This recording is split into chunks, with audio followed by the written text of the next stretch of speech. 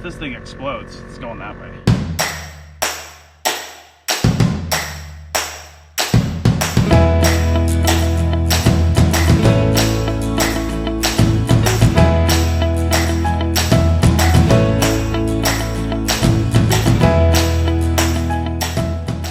All right, so we've had this RV for 5 months now, and I've checked the tire pressures a few times, but I'm more comfortable checking them pretty much every time we leave a park, because you get on the road and you have a blowout, that's a pretty serious deal. So I've had a problem finding the right air compressor though, because you have to get one that can handle, 90 psi. Your typical car tire is not going to do that. So RV Love, a channel we follow, uses this guy right here, and we ordered one, and now we're going to unbox it and use it right before we leave this park.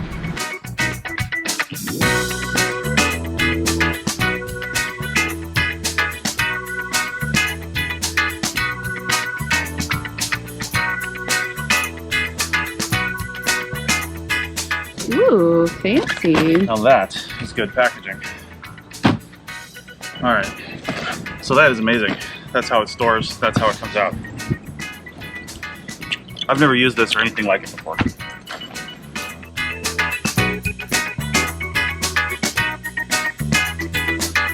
Got a gauge and the filler right on it.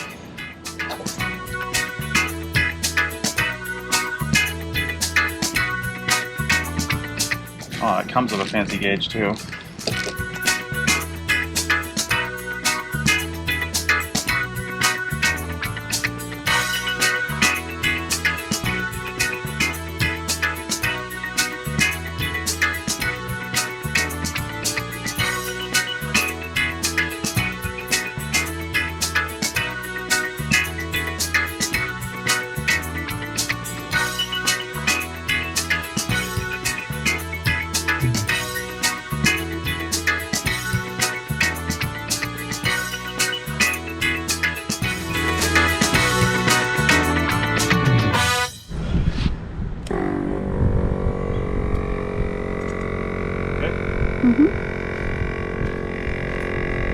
It's very quiet. It's already up to pressure. Wow. Alright, so that screws on. This pressure gauge is telling me I'm sitting at 90, which is kind of where I set them, so that's pretty good.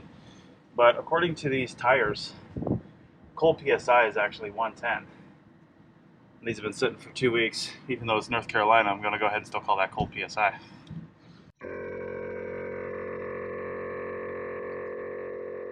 Now, these are pretty high PSI.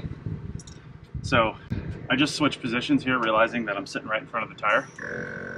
If this thing explodes, it's going that way, and it'll take me with it. It's still going to hurt quite a bit right here. Best not to just sit in front of it.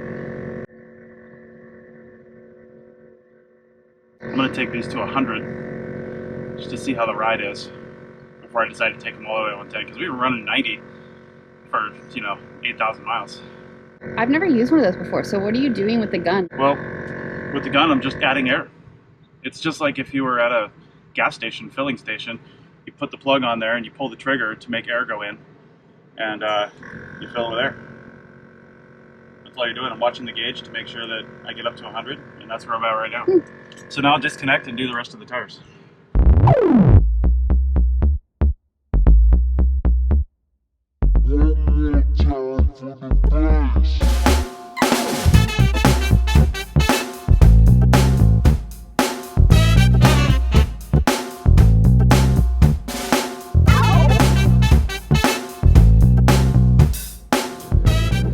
So you're thinking you're going to want to do this every time we move? We should at least check them every time we move. If it needs air, we can fill them. Yeah. Definitely something we got to build time in for, because it's not a quick process. It's not super quick now, but it's... Oh, for sure. None of these were the same PSI.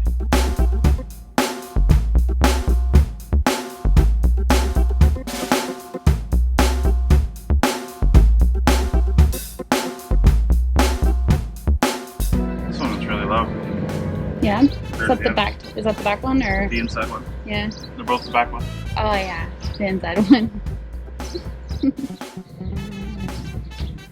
And that's it. We're at 100 all the way around. Time to do the toad. The runabout. The runabout. 50 psi. So I'd probably put them about 45. Okay. Room for expansion. And then this screws on. Yep. Just get yourself in an orientation where you can do that.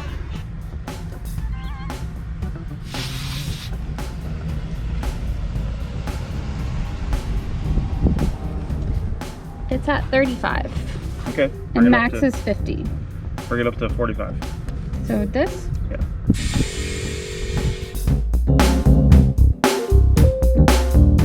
That's about 45. Keep going. You'll see how it's a little more pressure indicated with the trigger pulled. Mm-hmm. Because it's pressure in the line. These lower PSI tires don't take nearly as long to come up to pressure.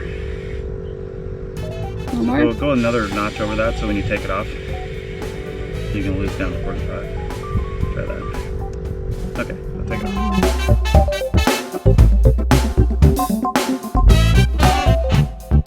One more time for the bass.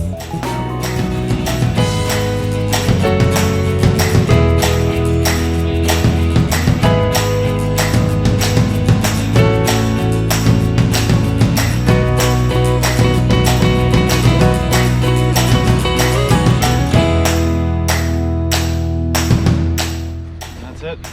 Feel good? Tires inflated? Let's get on the road.